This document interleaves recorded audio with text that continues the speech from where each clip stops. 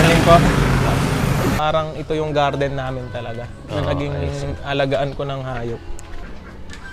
Eh, pasok po, nakakulong yung mga aso. Madami kayong aso.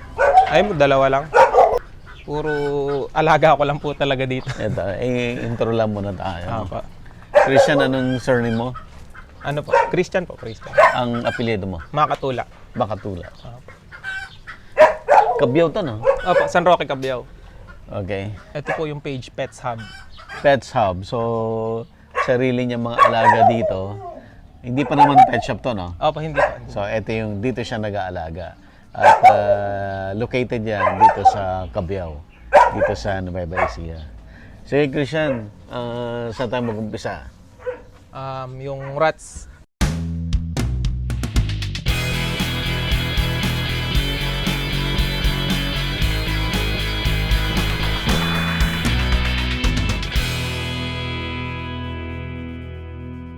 Available na po ang agribusiness merch sa Shopee. Ang link nasa description box.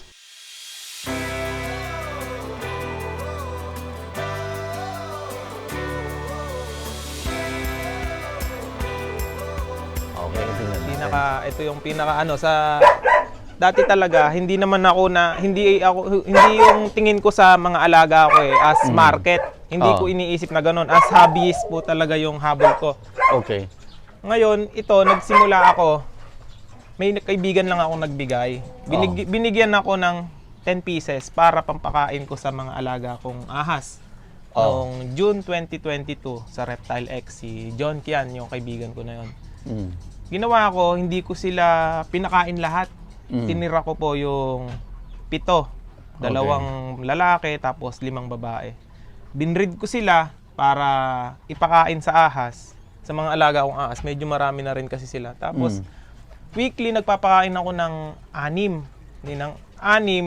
na rats. Tapos, hanggang sa dumami ng dumami, 10. Weekly yung pinakakain ko. Dahil sa iniisip ko, lahat lang ng lalaki yung pinakakain ko. Iniisip ko, paano kung yung mga may alaga ng snakes na bawal mag-alaga ng rats. Halimbawa, yung mga nakakondo, gano'n, yung mga keeper ng snakes na sobrang dami. Paano kung hindi nila kayang supplyan ng daga? Ngayon, naisip ko yung market na kung iba si breed ko kaya, dahil nga nagsimula din ako sa hamster talaga. Kaya madali na ako. Ayan, nung sinimulan ko silang i-breed hanggang dumami ng dumami, nagsisimula silang dumami. Ngayon, nanghihinayang na rin ako magpakain sa snakes ng rats. Dahil nga, bawat piraso may presyo. Halimbawa, kamukha nito ngayon, 120 isa, yung medium. Isa. Ito may kukuha na po nito, worth 60,000 lahat. Bukas. Ito, dapat this week talaga, last week pa to, kaso hinintay ko kayo para mas mapakita natin na talagang nagka-shortage kasi ngayon ng rats dahil sa breeding season ng ball python. Hanggat kayang kumain ng ball python, binubusog talaga nila ngayon. Kumpara sa dati na off-season pa, once a week lang yung kain nila. Tapos, ayan, dito, nasa 600 sila. Yan, lahat yan. Lahat. Tapos, dito, meron pa akong paanak na 800. Dito sa cage, merong halos 300. Ito yung, dito yung pinaka-breeding season. So, ito yung sila yung ready for ready for disposal na. Sila na yung medium to large na size.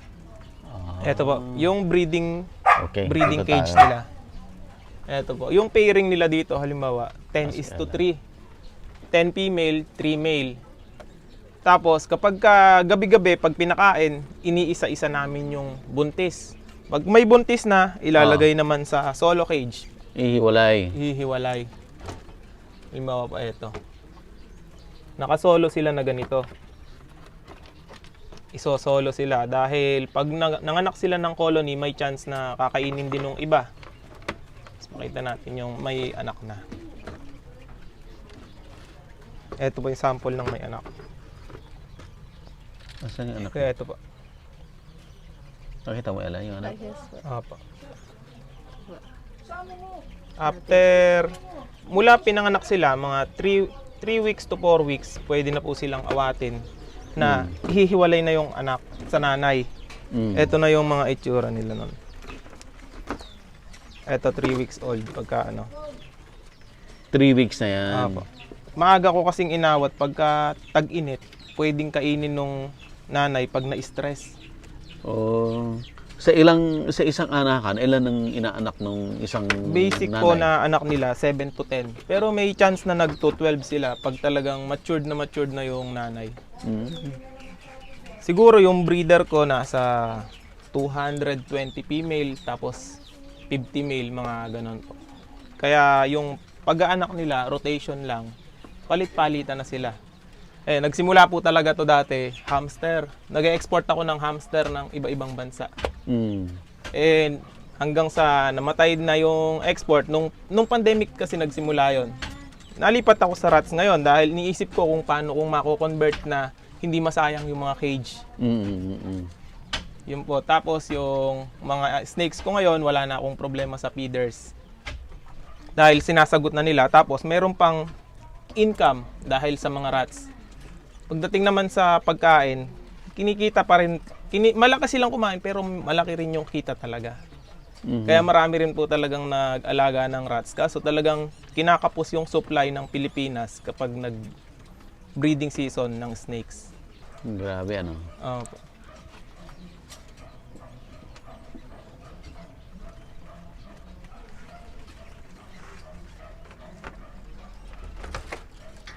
Makaawat. Paano ka napunta, Christian, sa breeding ng animals? Ano po talaga ako, civil engineer po talaga ako. Oo. Review ko po noon ng board exam. Oh. Parang, kumbaga, pang alis stress, nag-alaga ako ng 4 na hamster. Oh. Tapos, inaral ko yung, nagulo ako sa review, inaral ko yung genetics ng hamster. Hanggang sa nag-breed ako, magka-breed, benta, bili ng gamit, tapos bili ng bagong hamster, hanggang sa na-move ng unti-unti hamster. Nung almost 3 years din ako na-focus ng hamster, na-discover ako ng iba-ibang bansa dahil meron akong pin-project breed sa hamster na buong mundo wala. Kaya ayun, nag-export sila halos 8 bansa, 8 export ako sa Pilipinas nung pandemic. Kaya yung pandemic mas pumabor pa sa akin. Tapos after hamster, na ano naman po ako sa guinea pigs. Pwede tayong magpakita. Teka, kukunin ko yung isang malaki-laki. Eto po. Sila yung pagdating ng mga event, sila yung trending talaga na takaw tingin sa tao.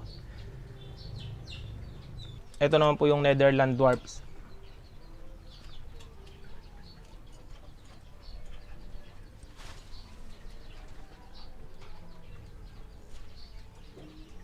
Eto po. Sila yung isa sa pinakamaliit na rabbit.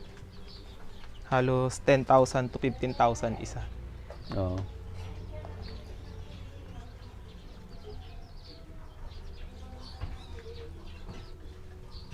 Bagyan na lang po silang lumalaki. Parang sinlaki lang ng guinea pigs.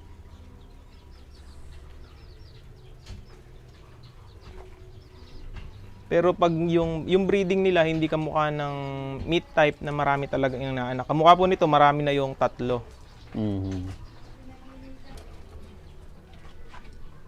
Medyo madumi, naka-breeding na kasi eh. Nanalo rin po siya ng last show. 2 times na. Bakit siya kakaiba? Ano po? Meron talagang guinea pig na teddy, yung wiry, yung buhok. Pero walang Californian markings. Ito pong nasa ilong niya.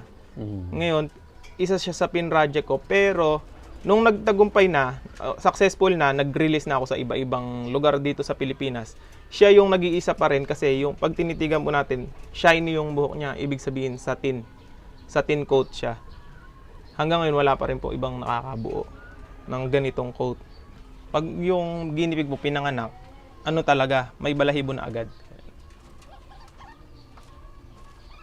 Yan, kaninang umaga lang po.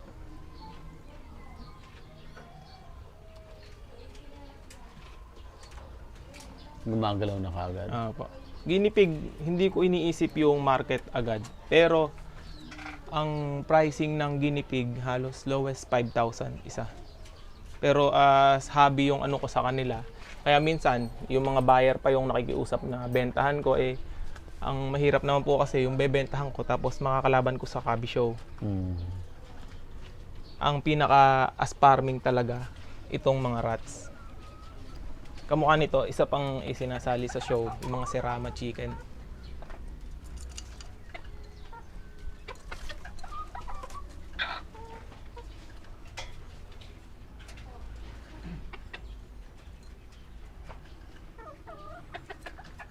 Ayan, ganyan po talaga sila, Malaysian Serama.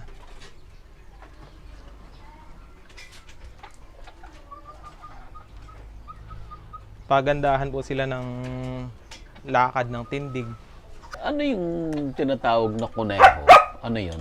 Ang kuneho po, yun yung mga rabbit. Tapos, pagdating sa guinea pig, sila po yung tinatawag na konehilyo sa Tagalog. Kunihilyo. Opo. O, guinea pig or cavi, kung tawagin. Ano yung mga ahas mo? Ano po, mga Burmese python.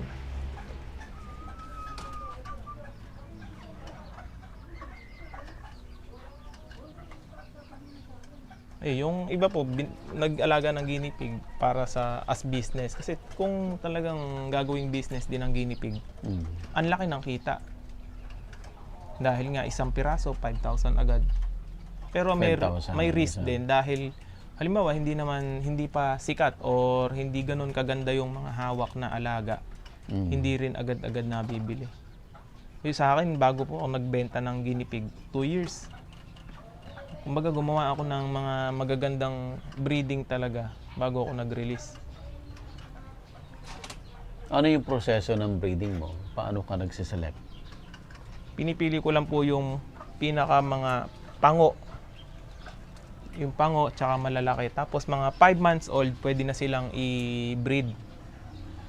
Tapos mga after 2 months, manganganak sila kung magbubuntis ka agad. 57 to 72 days yung pagbubuntis nila. Medyo matagal pero paglabas ng anak, may balahibo na po agad. Tapos pwedeng bukas kakain na yun.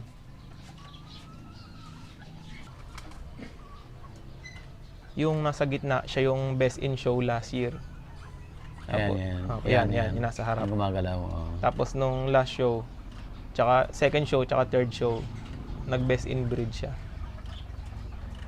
Kaya ngayon, binibreed ko naman na siya ngayon.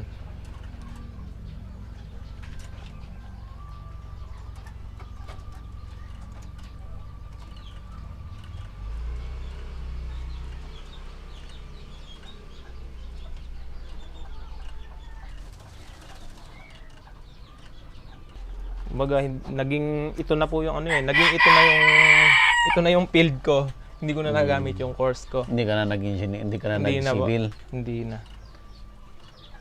Pero nepasa mo. Hindi na rin po. Hindi na ako nag-take ng ng board exam ulit. Pero yung daddy ko, siya talaga yung engineer din na ngayon tinatanong niya ako kung gusto ko pa ba. Tinatanong niya ako kung gusto ko pang mag-apply para magtrabaho dahil paparetire na siya. Sabi ko, okay na ako, masaya na ako sa mga alaga ko ngayon.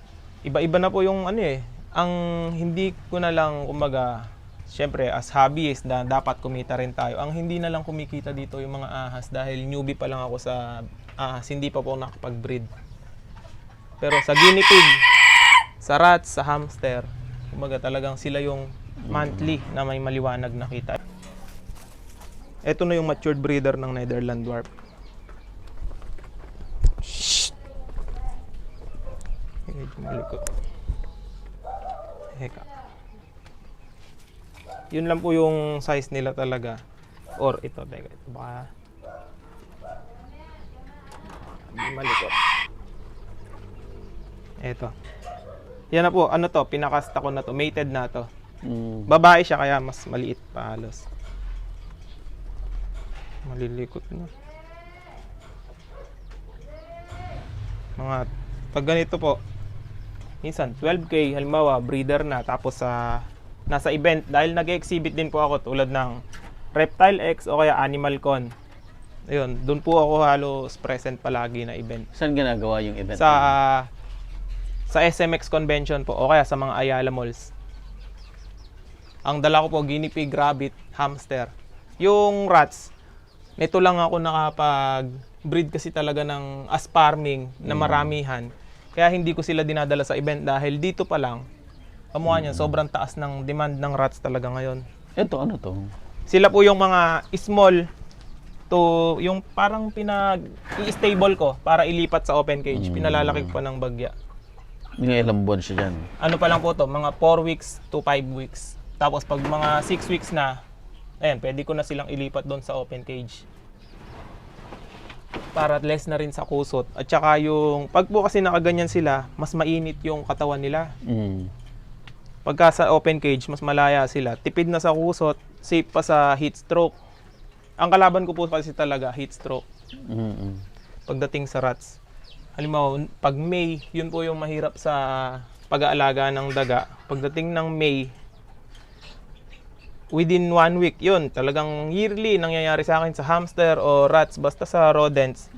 May biglang pwedeng 3 araw na sunod-sunod na sobrang init, mamamatay sila ng marami, ng sunod-sunod.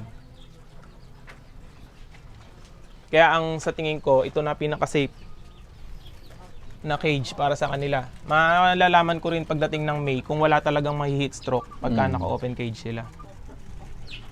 Magkano isang peraso niyan? Depende po sa size. Halimbawa, ito, mga nasa 120 na isa dahil medium size. Tapos yung mga ganito, 70 to 80. Pero pagka, halimbawa, kamukha nga nung lahatan kukunin, nakikipagdila ko ng as average na para hindi na iisa-isahin.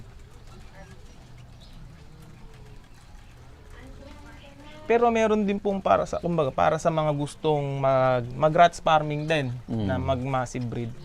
Hindi siya all season dahil lumalakas ang rats pagdating lang po halos ng bare months. Dahil nagbi-breeding season ng ball pythons. Pero kapag wala nang nag-off season na ulit, humihina ulit yung market ng rats. Kaya hindi pwedeng sabihin natin na maganda yung farming na yan, malakas yan, gayahin natin.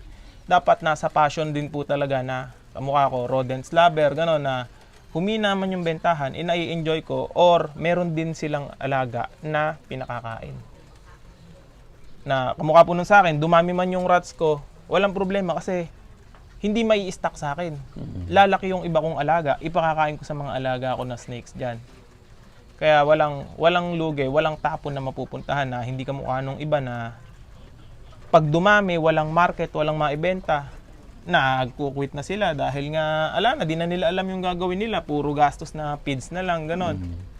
Eto po. Tapos yung, pwede rin silang kumain ng mga, pwedeng malunggay, kamukha nito, mulberry, dahon ng mulberry. Kinakain din nila to. Tapos yung feeds nila,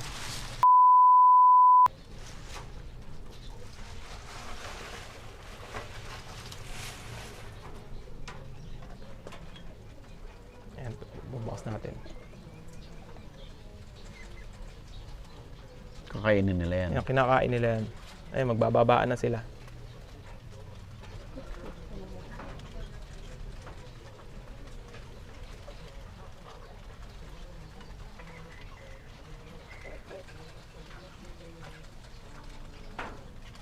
Mas okay din kasi talaga nakakain sila ng mga dahon kaysa puro feeds.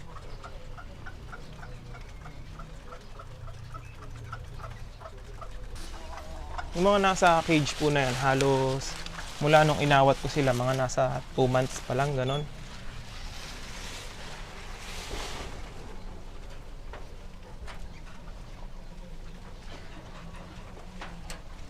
Pwede rin sila sa kangkong. Kangkong, malunggay, pechay, repolyo. Pero syempre, hindi po dapat mawawala talaga yung main na pagkain nila, feeds.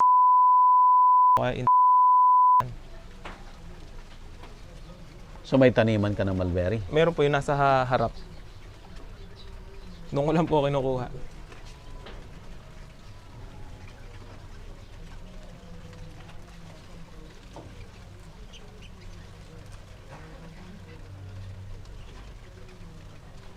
Kaya kung noon, merong buwan na sabihin natin hindi naman monthly yung bentahan ng guinea pig, merong buwan na sobrang lakas ng guinea pig. Ngayon, ito stable na monthly. Sa experience ko mula May na pagbebenta, dahil May ako nagsimulang mag-release. Kaso ngayon Itong May lang. Itong May this year. itong taon na to. Noon ako nagsimulang monthly mag-release. Tapos ngayon, naipon nga lang ng marami talaga. Dahil sinubukan kong mag-expand ng mga breeder. Tapos ito, hindi ko agad ni-release. Dahil pinalalaki ko sila ng mas malaking size kumpara sa small lang. Kasi ang presyo po nila, depende sa size.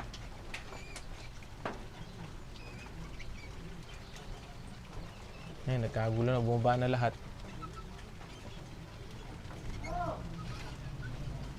Yung ahas, pag pinakain, ilang rats ang kakainin niya? Depende po sa ahas. Laki niya. Halimbawa, ang ahas na ball python, once a week okay na sila. Pero kapag breeding season, mga 3 hanggang 4 na rats. Tapos kung yung breeder ng ball python, kaya rin nilang kumain ng mga breeder ng rats. Ito pang mga yearling pa lang na ball python. So no choice din kasi talaga. Sa panahon ngayon, wala nang magbebenta ng breeder para ipakain. Oo. Dahil nga, ibibreed na lang nila, sandali lang. Mababawi nila yung kung binili man nila yung breeder na yon. Sayang. Pero sa halimbawa, kamukha ako, kung ako naman na sarili ko, tapos may binibreed din akong ball python, kayang-kaya kong ipakain dahil ako na rin yung nag-breed nun. Tapos pabor sa akin na sa ball python ko naman mapupunta. Sa ahas po kasi baguhan pa lang ako. Pero sa ahas, merong mga sikat na talagang mukha nung 500 na ball python ng alaga. Tapos taon-taon binibreed pa nila yon. Kaya talagang taon-taon, padami ng padami. Ngayon naman yung reptiles, talagang tinanggap na halos sa Pilipinas na hindi na nabawasan na yung mga kamukha dati na takot, tas yung kasabihan ng matatanda na malas yan, ganito, ganyan. Kawawa naman yung rats, papakain lang. Yun po talaga yung naging purpose ng rats ngayon. Kaya sabi ko, pwede na talagang under as farming, di ba? Dahil nga continuous para ka rin nag-alaga ng baboy na palalakihin, tsaka ibebenta. Pero sa sobrang kumpara sa baboy, sobrang low maintenance. Kamukha po nung halimbawa, in-out ko yung 60K. 60K yung value kunyari. Sabihin natin, ang kita ko doon mga 40, gano'n. Kaya 20 lang yung puhunan. 20 lang yung puhunan. Dahil Times ako na 3 po yung ba, nag-breed, ang puhunan ko na lang, feeds. Tapos, mabilis, no? mabilis. Ilang months lang? Pwede ko po silang i-out ng 1 month na 70 to 80 isa. Pwede kong i-out ng kamukha ng 2 months na pumapalo ng 100 to 120 each. Kaya yung market niya, tuloy-tuloy. Pagka breeding season, pero pwedeng hihina yung market pagdating After ng breeding season ng February, March, April, mula January. Minsan kasi January may nagbi-breed pa po, humahabol dahil walang mabiling daga. Kamukha ngayon talagang nagka-shortage ang Pilipinas. Kaya yung rats po talaga, ang original price nila halos 50 to 55. Tumaas. Kaya po tumaas. 50 to 55 talaga yung price nila. Nag-up to 80, 70 to 80, yung minsan yung small sa Manila, 100. Tapos sa Cartimar, 200 pesos sa mga pet shop dahil, di ba halimbawa, may mga mayayaman na wala talagang mabili, na concern sa alaga nilang ahas. Igagrab na nila yon. Kaya yun naman yung talagang nag-overprice yung iba. Ano yan? Kailan nangyari yan? Ngayon lang? Hindi po, yearly talaga. Pero Talagang ngayon, tumataas ng ganitong yearly months? tumataas sila, pero ngayon naging sobrang Ngayon yung taas sobrang dahil taas. sumabay po yung feeds. Ang tumaas ng Nagtaas malaki. din. Halos 30 pesos lang dati, naging 40 na ngayon. Kaya maraming nag-quit na rats breeder dahil nalulugi na nga daw. Dahil pagdating ng off-season, konti na yung benta nila. Tapos pagdating ng breeding season, nagsipag-quit na sila nun. Pagdating ng breeding season, walang mabilan. Dahil Swerte yung mga mo. meron. Ayun, Kaya naswertehan mo. naswerte ko dahil first year ko ngayon, nasa pool ko agad na ganun. Dahil kahit ako, nawawala na ako ng gana nung mga hindi pa breeding season, sabi ko, palugi lang. Parang, kumbaga, nagkikip lang ako, nag-aalaga lang ako as para masustain yung mga alaga ko. Tapos, nagparami ko ng walang kapupuntahan. Busog na lahat ng alaga ko, natatambak sa akin yung daga, nagpapakain ako ng sobra. De, iniisip ko parang palugi. Tapos, eto na, nung mag-breeding season, ayan, biglang unti-unting tumaas dahil walang mabili, umiikot lahat na ala na talaga silang makita. Ayan, kamukha po nung interview natin ngayon, magugulat sila. Bakit sa Nueva Ecija? Meron. Na ganyan kadami. Kasi hindi po ako nagpo-post dahil, alimbawa, may kaibigan lang ako naghahanap. Yun yung binebentahan ko muna. Kagaya yan, sold out lahat yan. Sold out lahat yan. Tapos, kung halimbawa, pag kailangan ko ng pera, magbabawas ako dahil mas pina-priority ko ang lumaki. Tsaka yung mga kaibigan ko na mas priority sila na makapag-breed ng ball python kaysa ibebenta ko kaagad. Pero yung iba na talagang pure market ang inisip, talagang mabilis ang bentahan ngayon. Pagka-aawat nila, diretso benta agad, kaya sold out ka agad. Medyo matagal din silang mabreed dahil inaabot ko ng 4 to 5 months bago sila mabreed kahit nakasama na agad yung lalaki. Tapos yung pagpapalaki, ang tagal magpalaki. 1 month magpapalaki, isang subo lang sa isang ahas. Kaya medyo kawawa rin yung rats talaga kung titingnan natin. Pero parang manok din, di ba? Papalaki tayo ng manok para maging i-consume ng tao. Kaya doon nga na sabi ko, hindi lang pang pets ang rats, pwede pang as farming. Pero mabilis, no? Sa isang babae. Sa isang 10 babae to po 12? Agad? Hindi po. Nagsisimula sila pagbasal, yung first time mga anak, 5, 7, tapos pag mga second time, third, 10, minsan 12. 12 Ganun maximum yung na yan. Halos. May ano pa po, pinakamarami ko 14. Yun, kaso madalang na case mangyari. Talagang sobrang laki na ng inahin para mag-anak ng 14. Tapos ano yung ang anak niya tuwing kailan? Yung isang breeder?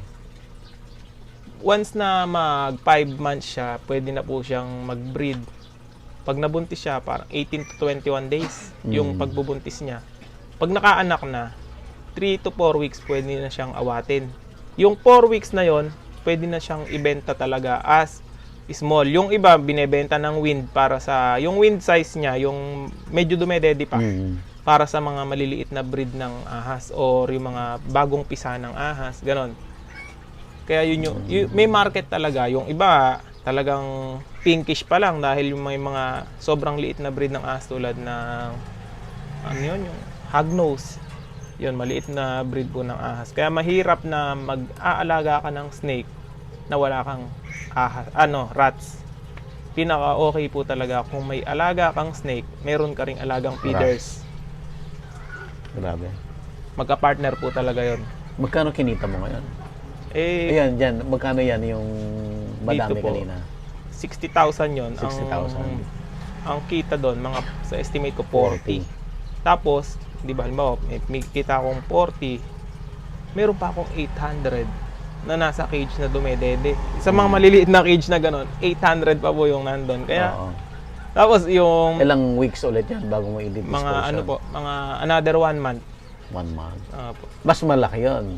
Mas marami Kesa sila. Dyan, ganon. Mga ganito rin yung size nila pag in-out ko. Tapos, habang nag-aanak yung iba, tuloy-tuloy naman po ang breeding ng mga babae. Kaya, gabi-gabi kung makakuha kami ng buntis, 4, 5 na buntis. Yung cage ko na yun, halos lahat alang bakante. Kaya mag-e-expand din po ako pag after nung season na to, palilipasin ko muna yung tag-init. Mag-hold ako hindi ako magbi-breed ng tag-init na season. Dahil dahil yung sinasabi ko po mag-off season. Kokontrolin ko yung breeding, paghihiwalayin ko yung lalaki at babae. Pag po kasi tag-init, yung babaeng rats, pag may anak, pwedeng mamamatay dahil madidehydrate ka kapadede. Tapos sasabayan ng sobrang init. Madali silang mamatay. Walang bibili. Potas walang bibili. Kaya yung nakaplano ko pong gawin ganun. Magko-control ako pang feeders ko lang after ng breeding season ng ball python. Magtitira ko yung mga pampakain ko lang dito. Para hindi yung magko-consume ako ng feeds. Pero meron na akong kaibigan na isa na ang sinasuggest, i-frozen ko. Dahil yung iba, ganun. Frozen rats ang binebenta. Gusto pa rin ng snake. Gusto pa rin ng snake kahit patay. Yun yung sinasuggest. Sabi ko parang alanganin. Dahil nga kaysa daw mag-consume ako ng feeds na marami, i-freezer ko na lang daw yung iba. Kuryente mo rin. Kuryente, oo. Kaysa nga daw po kuryente. Sabagay. Kaysa daw Nakakadiri feeds. yun. Inano po, naka-vacuum sealed. Yung iba, ganun yung market. Naka-vacuum sealed na rats. Para nakalagay sa freezer nila kung kailan nila gustong magpakain. Halimbawa, yung mga naka-condo. May minimum order sila na bibilin. 10 pieces per vacuum sealed. Alam mo, ahas nila, 2 lang. Papakain sila once a week. Kukuha sila ng isa. Papakain. Tapos, babalik sa freezer yung iba. Kesa aalagaan nila yung rats. Or pagdating ng season na walang mabili, hirap na hirap sila. Yun po yung naging way nung ano.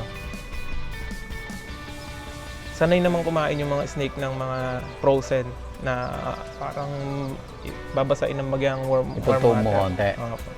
Para lumambot ulit. Punta kami ng, Kuya po. Malayo-layo pa yun Oo. Okay, Christian, thank you ano to? Hindi to, no? Napapagbiyahe ko po yung kuya po Oo. Sige, Christian. Thank you, Update kita pag, Available na po ang agribusiness merch sa Shopee. Ang link nasa description box. Agribusiness, how it works. Instruct, inspire, succeed.